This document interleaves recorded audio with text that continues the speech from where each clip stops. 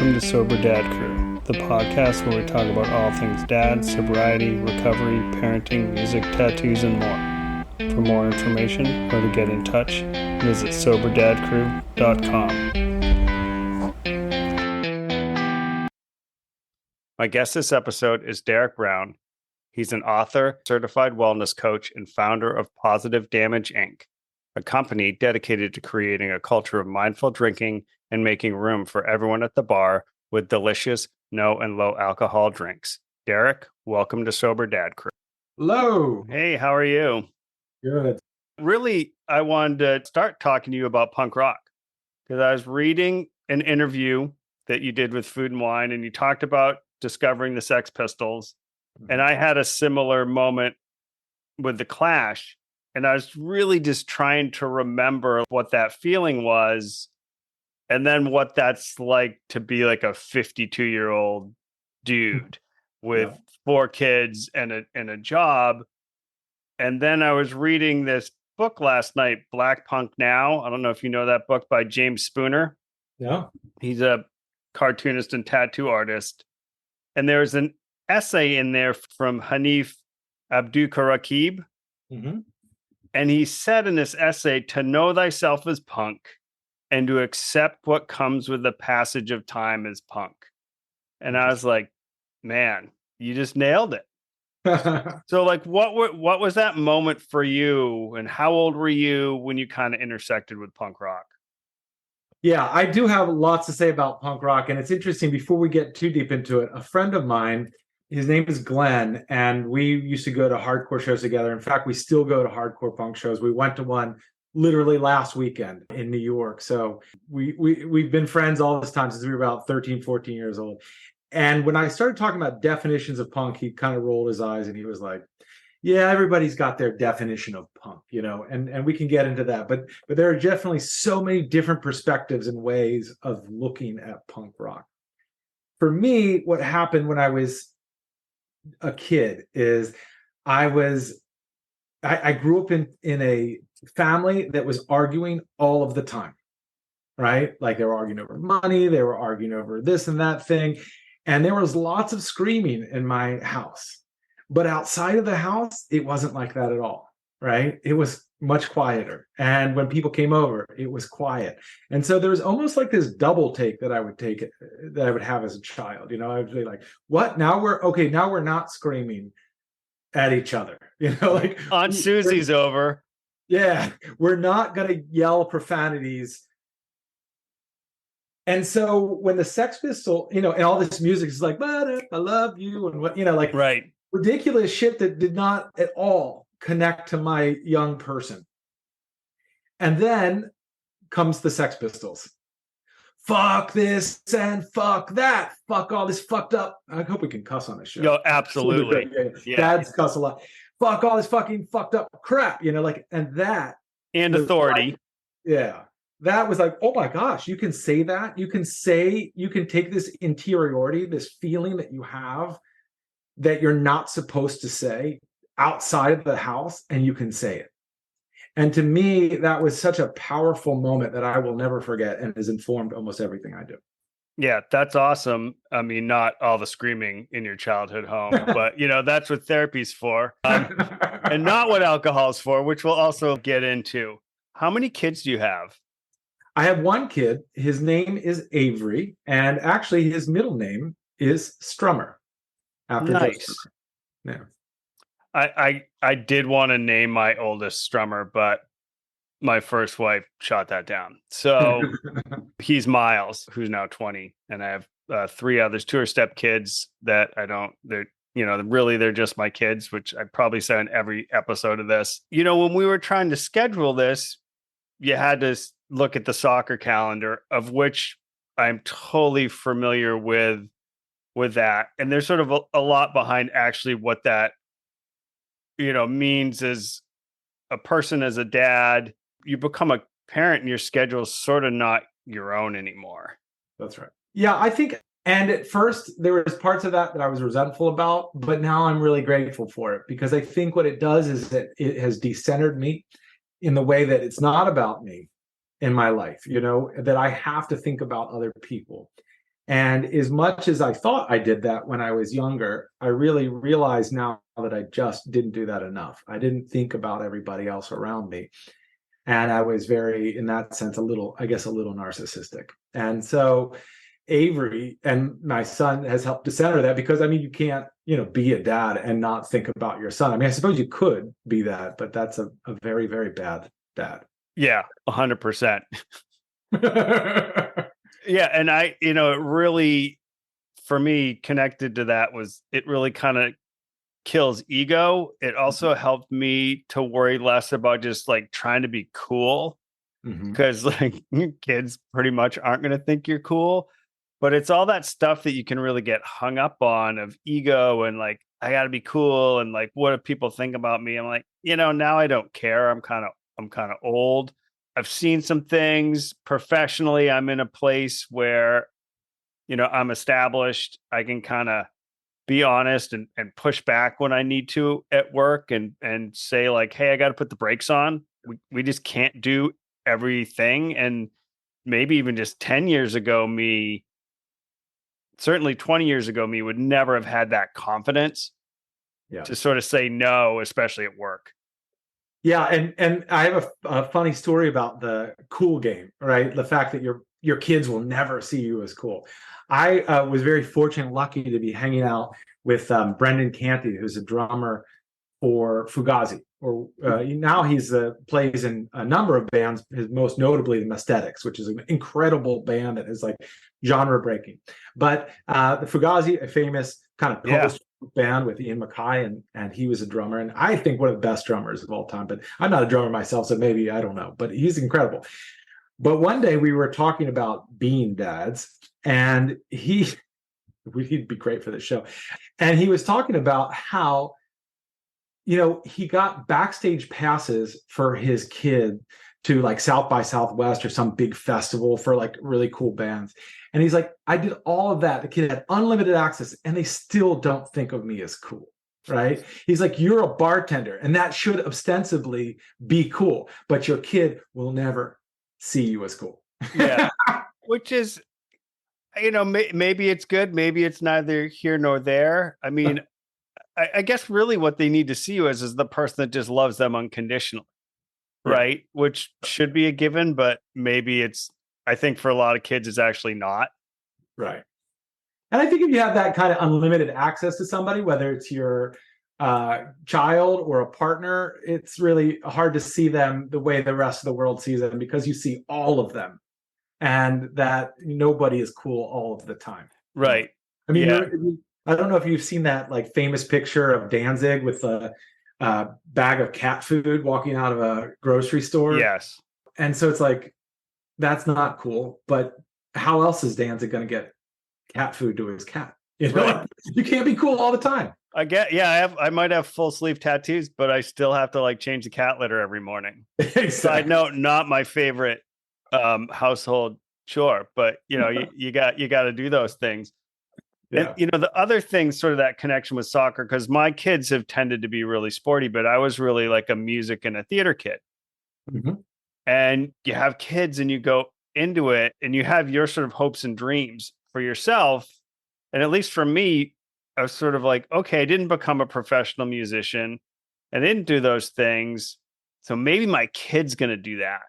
And then I had to realize, like, as the older two, like both took guitar lessons, and it was just always arguing about practicing. And I'm like paying the teacher so that then I can argue with my kid, which I can do for free.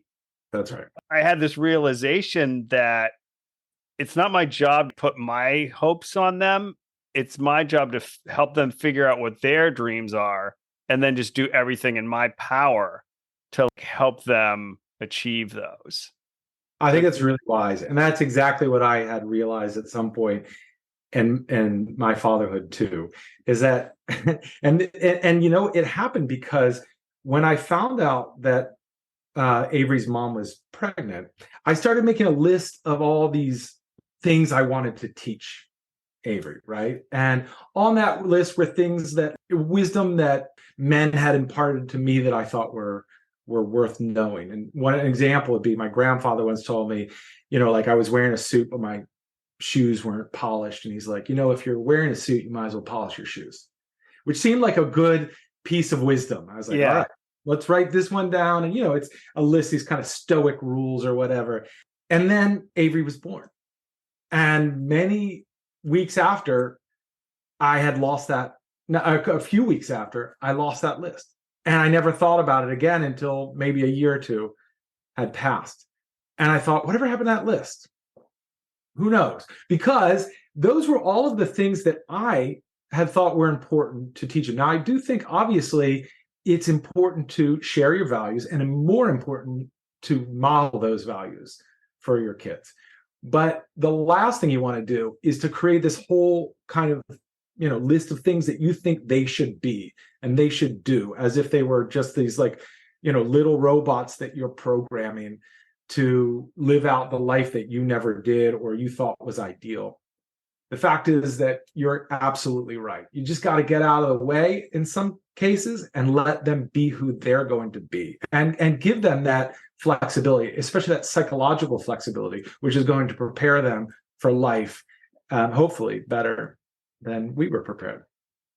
Yeah, my wife and I, we talk about sort of setting up guardrails. Mm-hmm. So the idea is you don't want them to go flying, careening off the road. Mm-hmm. What they do on the road is kind of more up to them. Hopefully they don't cross too many double yellow lines, or at least they cross the right ones. Like bucking up against authority, actually, it's an important thing to understand, and standing up for your friends. And sometimes that can mean, you have to cross that metaphorical double yellow line, and then it's okay. Yep. And those shift, right? When you're 16, it's different than when you're 6.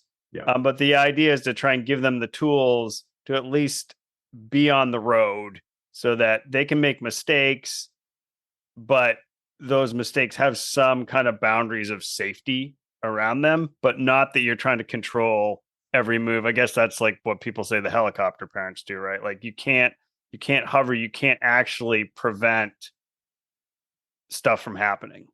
Well, yeah, not only will you not prevent it, but you'll make them miserable for the rest of their lives, because all they'll hear is that voice nagging them and causing them anxiety until their grave. You know what I mean? And Right. that's one of the things that I think happens too often, is that parents are just really nagging their kids to the point where they're 49-year-old men, and all of a sudden they're just they have this anxiety around certain things that really doesn't even matter anymore. But it's still a holdover because your brain, soaks in all that information. It learns what's important to know and to keep us safe. And it says, okay, the person keeping me alive was telling me this is important. So I'm just going to store that in my brain. I'm going to have that forever. And so, it's not only a question of giving them space to develop, but also giving their brain space from that kind of anxiety. And I think that's really important. Now, to be clear, I still pass on probably a great deal of anxiety to my son unwittingly, or sometimes in the process, I catch myself and go, "Oh yeah, we don't." Well, I mean, my wife's a social worker and a therapist, so at least it keeps her employed. All this right. bad parenting, right? I mean, there's really no lack of trauma in our world right now. So the therapists are definitely, super employed. I want to pivot to your career a little bit, Sure. because I think that's kind of an important part of it and connects to some of the theme of this show. So you're a really successful mixologist. You published a book, you owned a bar. And at a certain point, your relationship to alcohol started to shift. Can you talk about that a little bit? Yeah, and I'll go one further and say that at some point, I refer to myself as the highest ranking bartender in the US government, because I was the chief spirits advisor to the National Archives, which there is no such thing as the highest ranking bartender, but if there was, it was me. And so, yeah, I had a really amazing career, and I was recognized in 2015 as Bartender of the Year by Imbibe Magazine, and 2017, my bar, the Columbia Room, won the Best American Cocktail Bar in the US. And so I had all of these great accolades along the way, but I was not drinking in a way that, was serving me. and it was obviously causing a lot of negative externalities, a lot of problems associated with it. And part of that is the role that alcohol played in my life, but also part of it was just how I learned how to drink, right? So even though I had all these really great experiences with alcohol, top of my career, becoming a bartender, all the fun that you can have along the way. When I was a kid, when I was 5 years old, my father left my family because he was a self-identified alcoholic. And around the same time, a few years later, my foster sister died in a drunk driving accident. So alcohol was there at the worst and the best parts of my life. And so in many ways, my whole life has been defined by alcohol. But the way that I learned how to drink was from, working in restaurants and bars. So old line cooks and, lifetime waitresses and people who were really wonderful humans, but maybe they didn't have the best perspective on substances. In fact, in the hospitality industry, 1 in 5 people have a substance use issue, statistically speaking. But when you say that to somebody who works in a restaurant or a bar, they will scoff because they're certain that it's going to be more than that. That sounds very low. And so the way that I learned how to drink is from people who were just drinking all the time. And the only rule was show up to your shift on time. And most of the time I did, usually about 15 minutes late. But I was drinking that way up until my late 30s into about 40 years old. And then my son was born. And my relationship with his mother was not going great, to say the least. My finances were not great. My health was terrible. All of these outcomes in life that should be great because I was, successful in my career were not turning out great. And so the result was that, I had to really address the way I drank, but most importantly, I had to address my mental health, because I think for a lot of people, what they stick to is, and it could be obviously true for them, that alcoholism is the problem or alcohol use disorder. But for me, that was really a way of self-medicating. I had mental health issues. And obviously, these are highly correlated. So it's not like you can really just pick them apart very easily. Most people who have alcohol use disorder also have comorbidities with mental health issues. And so I have bipolar disorder, bipolar depression. And so those things were connected. And so I had to address both of them. And when I did, the result was I didn't feel like I couldn't drink again. In fact, I was fine with having a couple drinks a month and being, a person in the bar industry. Although there was a moment that I actually wasn't sure what the hell I was going to do, because all this time I'd been telling people that I was going to drink this great rye whiskey or drink this Sazerac or drink, and then what I was going to do. I'm just kidding. Don't drink anymore. That's a really awkward moment when your whole life has been shaped by alcohol and your whole career has been on this trajectory with alcohol. And then you're like, well, what the fuck am I going to do now? Real estate? No offense to real estate agents, but it's a real shock to a bartender. And so I found a way out of that, but I'll stop right there. But it was tough. Well, and I imagine also you have all these external accolades. And so what do you do if you have like the best bar in America and you're struggling with your alcohol use? What's as you sort of said, I mean, real estate agents around here are killing it right now. I should probably be a real estate agent, but what are you going to do? How do you define yourself? And I worked in the Finger Lakes wine industry for a while. I worked at Weimer, which is, arguably one of the top Finger Lakes wineries. And it's, so easy to define yourself by your work. And I think the other side of that, it's also so easy to define yourself around the mental health label that you put on yourself. And I remember really struggling with depression, and alcohol was that medicine for that. Yeah.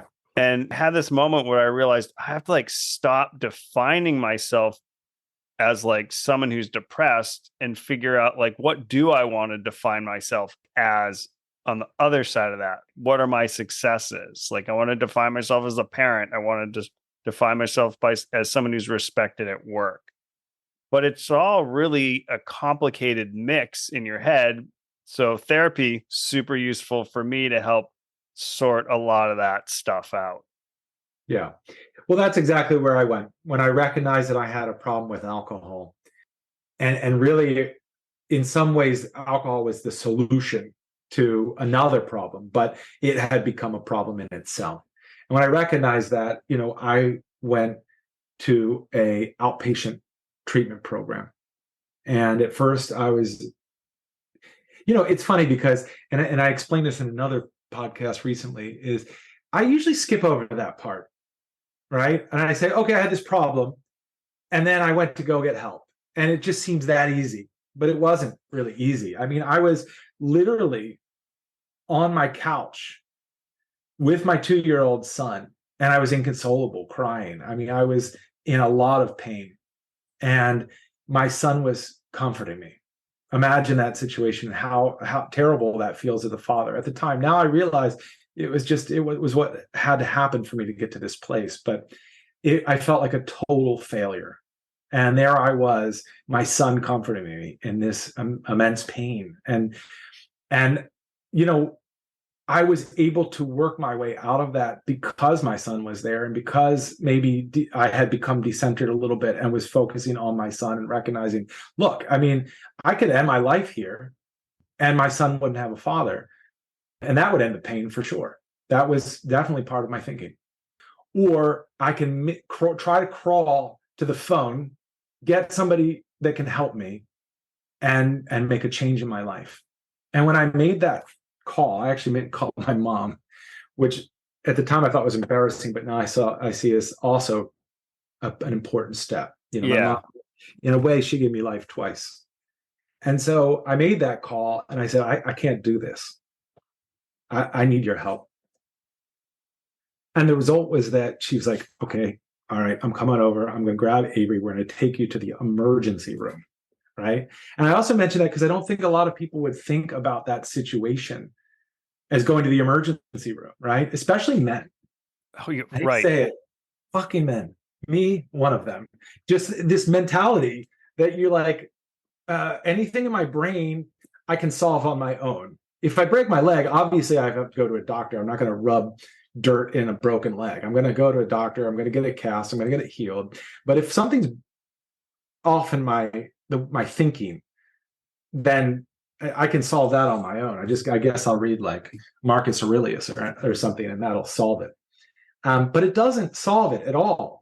You got the problem, you have to deal with it. And so I did, and I made the call, and I went to the emergency room, and I was so embarrassed and I was so shocked by the whole experience. I could barely look at anybody in the eye. And everyone was so kind and, helped me go through that process. And then I went to an outpatient program, and I felt ridiculous because they had things like art therapy and movement therapy. And I remember being in a movement therapy class going, okay, now is the time I should kill myself. This is too much. Like, this is too embarrassing.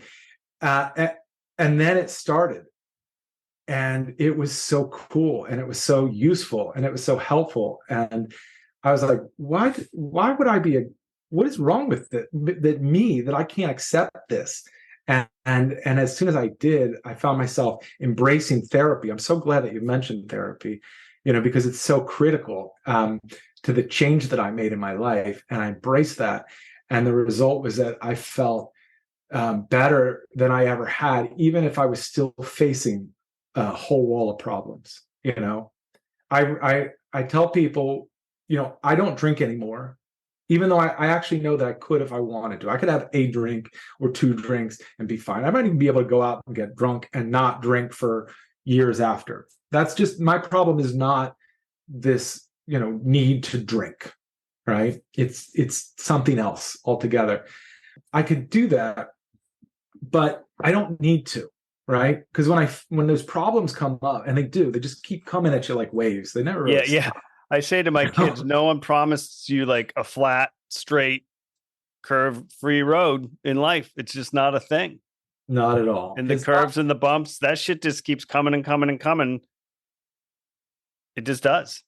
It's exactly right. And so sobriety did not make me bulletproof, and neither did therapy. But a combination of all of these things, not drinking or not seeing alcohol as a medicine anymore, seeing much more powerful and useful medicine, therapeutic drugs, therapy, meditation, exercise, nutrition, all of those are the things that I surround myself with as best as possible so that I can weather the storm. And now I feel I can weather the storm. I don't break down on my couch in the same way that I did that moment. Yeah. Thank you for talking about that. Can you talk about positive damage a little bit, your organization? Because I think that just really ties right into this. Sure. Yeah. And I've got to go back to my friend Glenn, who, we used to go to punk rock shows together, still do. And, we were talking one day and he just said, you know what? The goal in his life is to cause as much positive damage as you possibly can, to go out there in the world and make some change, one change.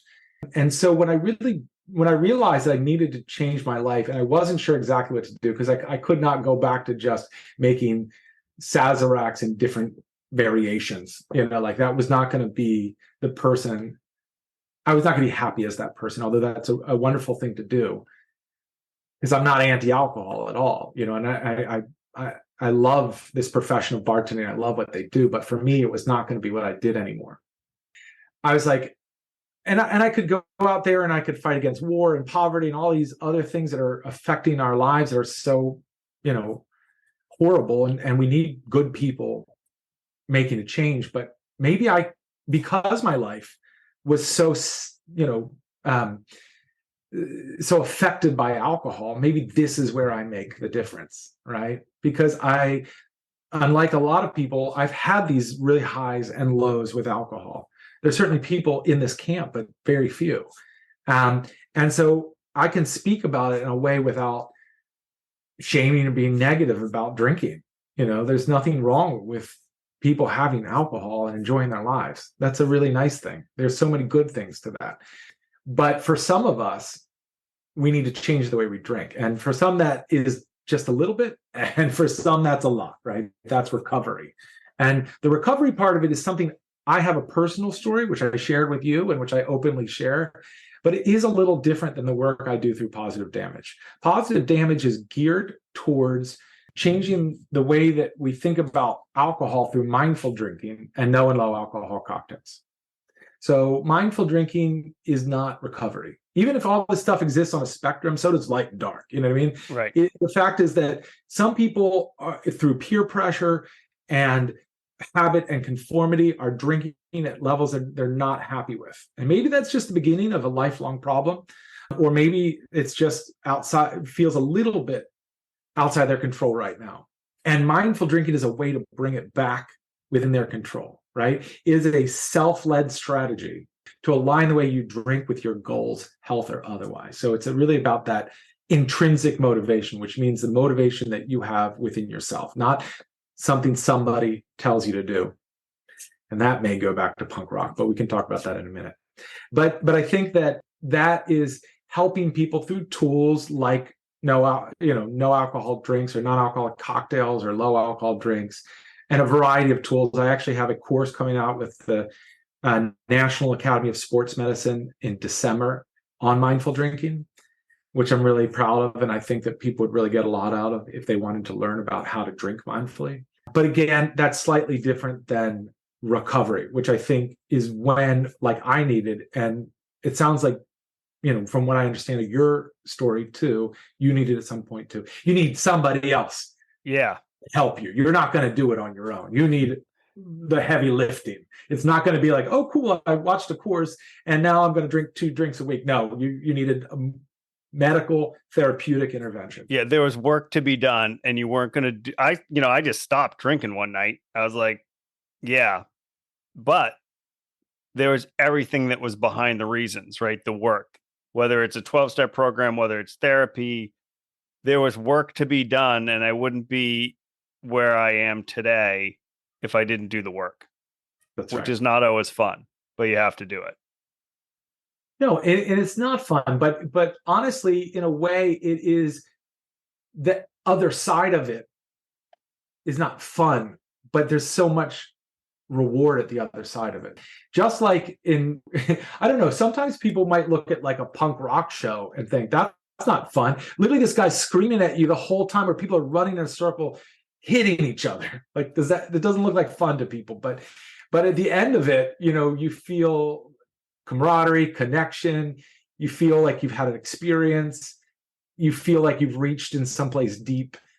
And just like when I was a kid, it was really funny because when I was 13, 14 years old and I was into punk, but I was actually into straight edge hardcore, which is a little even more aggressive. So the Yeah. Sex Pistols was just the beginning of it, right? Yeah, right. That hardcore scene back then, serious business. Oh yeah, it was wonderful to me because it was just more screaming and more chaos, and I loved it. But it also had a very positive message, which was really cool. But that set me in such an interesting course in my life, because even though it was all cathartic and it was, you're running around and running into people and somebody screaming at you, at the end of the day, it did foster connection. It did talk about something very positive. If you listen to Youth of the Day or Bad Brains or Judge or any of these hardcore bands of yore at this point, because it's like classic rock to kids, Yeah. I guess. They had something to say, and it was really cool. The other part of that was they built a community around it, right? So those shows on the surface might look like chaos, but there was rules, Yeah, right? And you took care of people there. that's right. So it's wherever you find a home, right? Is it doing theater? Is it on your sports team as a kid? Like, kids need to find a place where they feel like they fit. That's right. And that, I think that sort of goes back to hopes and dreams for your kids, is like, how do you help them find a place where they fit? Because I'm sure you've seen it and I've seen it. The kid that is sort of living out their parents' like sports dream, and they just don't seem to like it, and they don't seem happy. But that's I gotta stop. I gotta tell you this one story that just blew my mind. I was at my kids' practice, and there was a father there who, I usually go to the practice because I can like be on my phone and it's outdoors, and like I can look over every now and then, give a thumbs up or whatever. But this dad watches his kid like a hawk, and his kid was smiling, and you know what he said? Stop smiling, because I guess he'd seen him miss a play or whatever. And I was like, holy shit, this kid is in for a world of hurt. This father needs to be reined in. I mean, I wasn't going to like confront a father's soccer. Trust me, there's no winner there. But yeah. I was just felt so bad for this kid that their father literally instructed them to not have fun during a soccer practice, a practice of all things. In a game, it's not appropriate, but even less appropriate at a practice. Blew my mind. Funny thing about that. So when I split from my kid's mom, the one time I did see my oldest smiling was when he played soccer. That's great. Right. And so that was the thing that helped get him through that, which, generally speaking, no kid is signing up for parents getting divorced.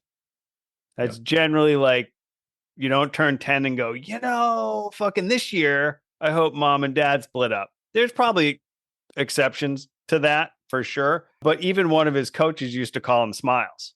I think you can have your game on and smile, but it is pretty weird to just think of a parent. It's like, it's also just youth sports. Yeah. Well, my son and I often laugh too when there's these parents who are like, a kid will tumble and looks like, who knows, they either broke their ankle or they stubbed their toe, or it's nothing. But they take a hard fall, and the parent starts going, get up. You're like, what? Like, let's just see where we're at first. Let's do a little assessment, because maybe he's 6. Yeah, maybe he's lying. It's totally possible, but let's give a minute to figure that out. But I really like that, and it sounds like part of this is the influence of your wife, but that you're really keyed into therapy and sort of psychology and those ideas. And I wonder if you come across self-determination theory. I have not. It's really amazing. And one of the amazing things about it is science is constantly debunking itself. That's its job at best. But in this case, is a theory that's held for a very long time. And there's many, many papers on it. And you can look it up. But the idea is that our basic drives and motivation come from three areas, right? Autonomy, connection, and competency. That's what drives humans. I know there's like the Maslow's hierarchy of needs and stuff like that. And this kind of supersedes that, that humans need to feel independent, but they also need to feel connected to a community. And then they need to feel good at something. And that theory really helped me as a parent because I was good with the connected part, right? And I kind of understood the competency. I wanted him to be good at soccer or whatever he did. But the autonomy part was what I did not get at first. Not and that comes back to that list that I wrote and all of that. But honestly, it came out of little things like, oh, I have to like give him space to like walk home from school, and like I have to design a life where autonomy is built into his life, where he gets to do things. And soccer is an example. He chose soccer. I would not have chosen soccer. I don't like soccer. Well, I guess I've grown to like it, but I'm not really into soccer.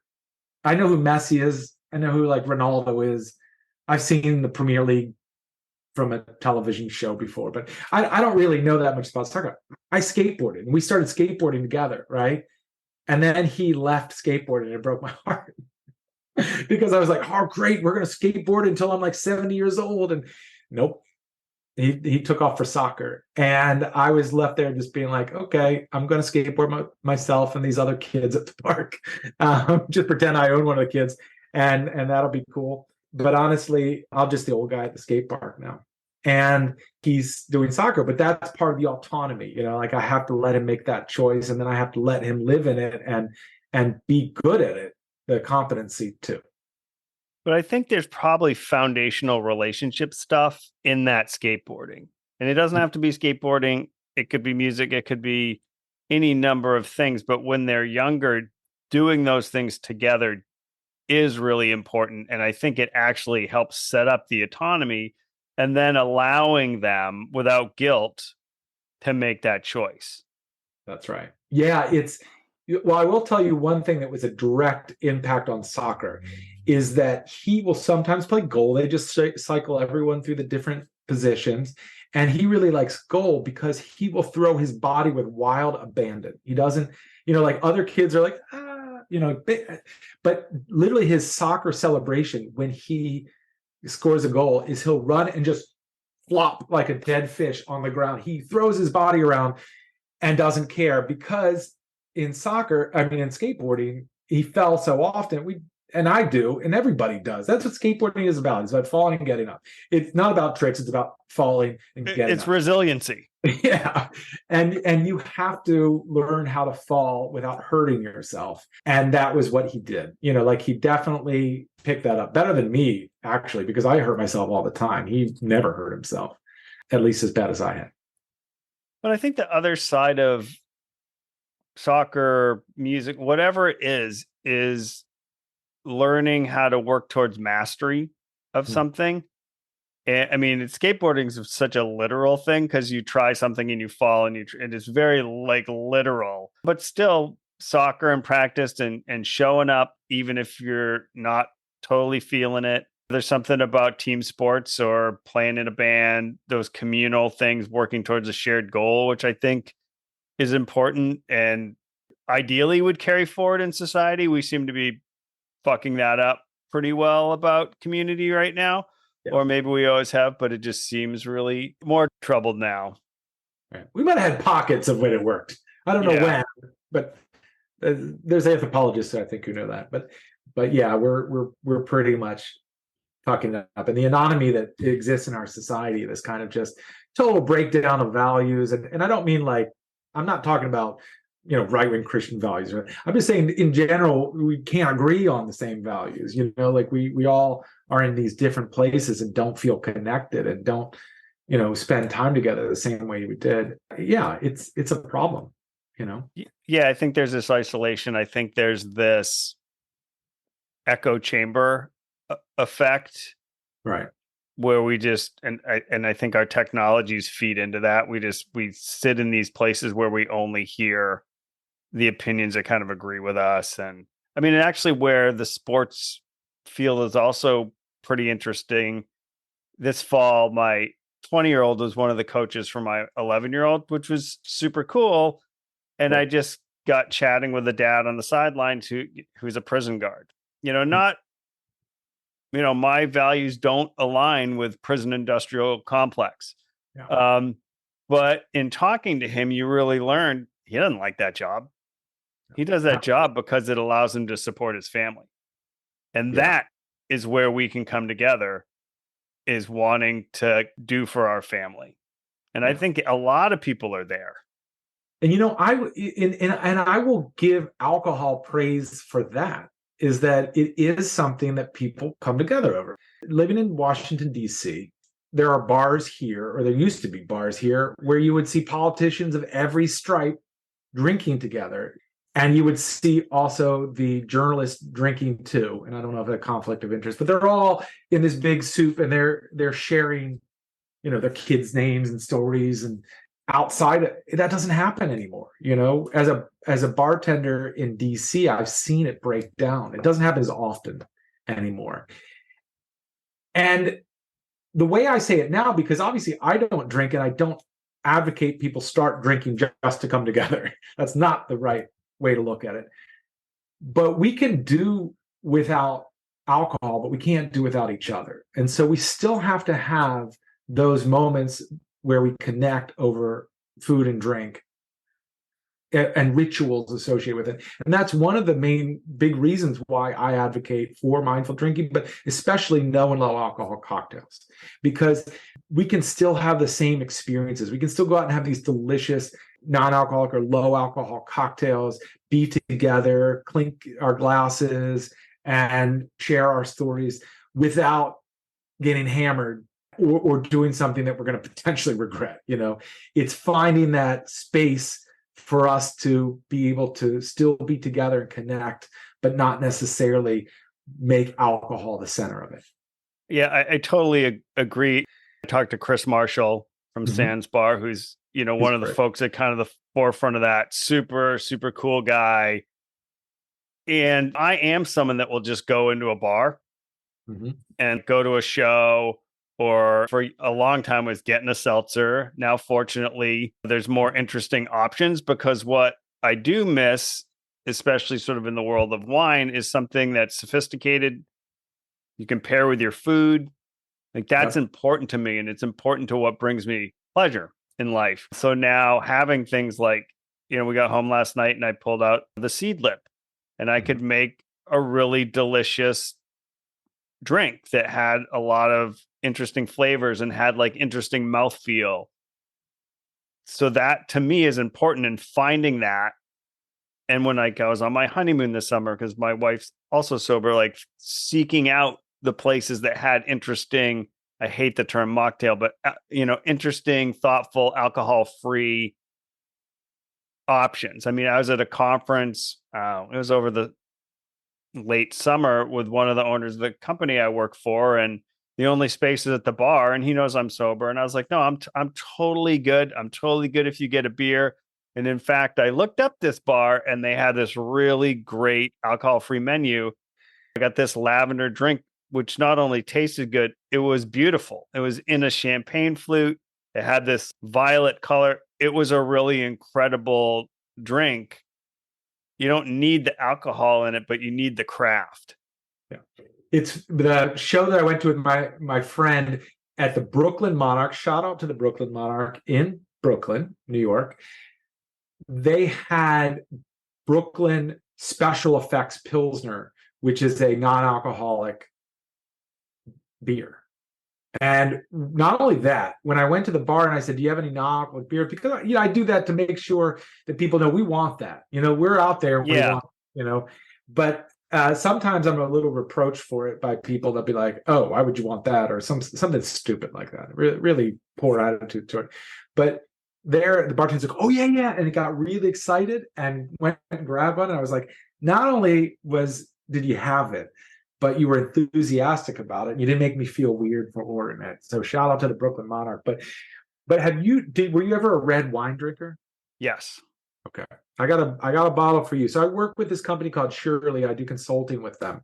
So, I'm biased, but they make this incredible red wine blend, non-alcoholic wine. It's a wine alternative really because it has like a base of de-alcoholized wine, but they also add to it different tea and extracts, because when you do the de-alcoholization process, which is usually through vacuum distillation or something like that, they essentially remove some of the stuff that you might enjoy from a wine, like that texture, that Yeah. mouthfeel. And this one, it's there. So it's really good. And it's surely like Surely. The other thing that I think can happen is people ask you why, right? Mhm. Like, why aren't you drinking? You None don't of your ask me fucking why I'm not business. smoking meth, Yeah. like why I'm not shooting up. So it's weirdly intrusive. So Yeah. somehow there's something in that makes people feel a little entitled to ask. I mean, sometimes I think it's their own issues sort of Right. percolating through awkwardly, but it's just such a weird dynamic when you get asked that. Sometimes, and some of the reason is because it's just habit or compulsion. They're used to it. That's what somebody did to them too. Sometimes there have been some people who have theorized that like drinking builds trust among communities. Like that is one of the quote unquote evolutionary reasons for its existence. I tend not, as a bartender, and I've seen more drunk people than most human beings, I tend not to trust drunk people. I trust them probably usually to do something that I would not like them to do, right? That's the trust that I have, but not trusting them to be loyal, thoughtful, or caring about the situation. So Yeah, if I had to try and like deal with bumping into a drunk person on the street or someone who has like smoked a lot of pot, I'll take the pot smoker oh yeah, all day long because they're just chill. But much alcohol does like make folks belligerent. I mean, and I'm not against alcohol if it works for other people. I really not, don't drive. That's, don't do things that are going to hurt other people. But if you have a healthy relationship and you have a glass of wine with dinner and that's good for you, cool. Like you do you. Yeah, it is amazing. I remember this, and this is a very long time ago at a bar I worked, and it was New Year's Eve, and they were with their wife, and they sat at my bar, and at first they looked fine, and I guess I didn't pay enough attention to the signs that they were not fine. They were been drinking a lot, so they just had not had received any drinks from me, and they seemed upright. But the reality is they had many drinks before, and they were just good at, I guess, holding their liquor, or seemingly. It was maybe two drinks in, and the wife just fell off her chair, hit the floor, and I was like, ran around, and I was like, wow, let's see how she is. The guy just started dragging her across the floor. He's going to drag her outside. I was like, whoa, whoa, whoa, This is whoa, like caveman First shit. of all, if she's fell and hurt herself, let's leave her here so we can get help if we need. Fuck all these people. Her life is more important. And he's like, starts dragging her. And I was like, well, at least let you lift her up so we can carry her outside. We did. And then he started fumbling for his keys. And I was like, oh my God. Yeah. Whoa, this is going south really quick. So I was like, and he's trying to get it in the door. And I was like, look, I can help you. Let me open your door. And he hands the keys to me. I was like, fuck you. I'm not giving you these keys. Yeah. But it was just this mentality. And I'm sure he's a decent human being any day of the week, but in this moment, he was untrustworthy in every sense of the word. He had simply, maybe he was embarrassed, or maybe, they have some relationship I don't know about, but just trying to drag your wife out of a busy bar and take her, get in a car when you're drunk as hell and she's passed out. That sounds like the worst possible scenario I can imagine. Yeah. Yeah, I don't think it's going to end well No. for anyone. Right. It's like our PSA about drinking and driving, but that's that's a real thing. I have a friend from college who was paralyzed by getting hit by a drunk driver. I mean, Yeah. it is nice in life to go out to dinner and have a really nice meal and be like, I don't even have to worry. I'm just getting in my car. Like my wife and I were going to a hospital fundraiser tonight, and it's an hour away, and it's a client for work, and we'll be there, and hopefully there'll be interesting things for us to drink. If not, they'll just be seltzer. But there better be interesting things. Do you know the term is now? ENAB. Have you ever heard this? No. Equally attractive non-alcoholic beverages. Okay. It's obviously encompassing things like non-alcoholic cocktails and wines and stuff. But the idea is that any event you have, wedding, work party, whatever it is, you should have ENABs. You should have equally attractive non-alcoholic beverages. It's about inclusivity. It's about making everyone feel hospitable and welcome. But sorry. Yeah. And it's interesting because I'm on the sort of committee for my work for the holiday party, right? We do the holiday thing. And I don't drink. My wife doesn't drink. We were at the one last year, and it was the person's like, oh, I can just make you something. And it was gross. Yeah. I was like, I'll just have seltzer because because you didn't plan for it. You don't have anything. It's just gross. And so this year going into it, I want to make sure we have a super selection of alcohol-free choices for people. Yeah. Hey, people are driving after that. It's a work function. Let's not get sued. That's a solid choice. But, I like that phrase, and I can use that. And it'll be interesting going in and chatting because it's at a hotel and they have a bar, and you would hope that there's something there that's got some substance or thought to it, or I'll just like climb over and start muddling my own cucumber and mint. Besides the fact that there already exists almost a quarter of the population that doesn't drink alcohol, the vast majority of people who are drinking non-alcoholic beverages are actually people who also drink alcohol. They're right. Substitutors. And so we're talking about a good all in almost 50% of the population either isn't drinking or switches it up based on the occasion. So it's ridiculous, flat out ridiculous not to have options for those people. Yeah, and this is a hospital fundraiser tonight, so one would extra super hope that they had those choices. But a lot of people that, my friends that drink, they'll have a drink, but they know they got to drive home. Yeah. They got to work the next day. So they want to substitute, but they want it to be interesting. That's right. And that's where I think a lot of this new stuff is pretty great. That's in 2019. My first book came out. It was called Spirits, Sugar, Water, Bitters: How the Cocktail Conquered the World. And in it, I kind of, that was like at the point that really changed my life. And in some ways, I just wanted to write down what I knew about the cocktail and put it aside. But I followed it up right after with Mindful Mixology, a comprehensive guide to no and low alcohol cocktails, which is about, as told, no and low alcohol cocktails. And at that point, there was a certain amount of beverages out there, a certain amount of knowledge, and that was 2021 that came out. Since then, it's just been exponential growth. Yeah. It keeps growing. So not only is there, I guess maybe in like 2016, it was hard to find a good non-alcoholic beer, or, it was O'Doul's or something like that. But now in 2023, Guinness makes Guinness Zero, which is pretty awesome. Heineken Zero exists, and it tastes like Heineken. Actually, Corona Zero exists, and it tastes just as terrible as Corona did. Even with the I remember. No, well, that's the funny thing. I went to a bar and they had Corona Zero, so I ordered it, and I was like, "Wow, this is horrendous." And then my partner was like, "Put a lime in it." And I did. And I was like, oh, it was always bad.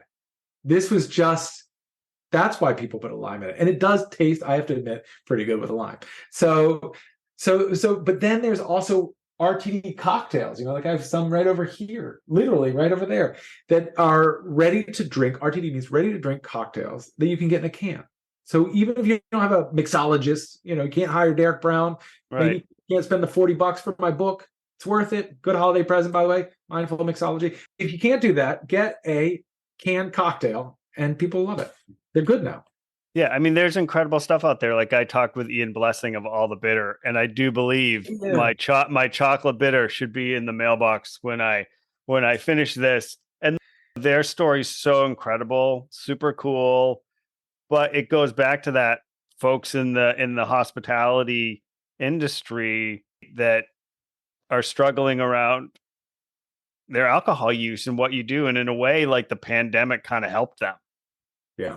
They were able to pull out, but then they just have pivoted and they're just rocking it. They're just killing it, which is so cool to see. And they have like 2 little kids. So they're just like totally amazing. Ian and Carly are heroes, and I adore them, and I love what they're doing. And even more to the point, their product is stellar. Yeah. So we talked about these analogs, right? So Guinness is an example, right? Guinness Zero, right? Even Captain Morgan's now has a zero proof Yeah. spice rum. Those are analogs.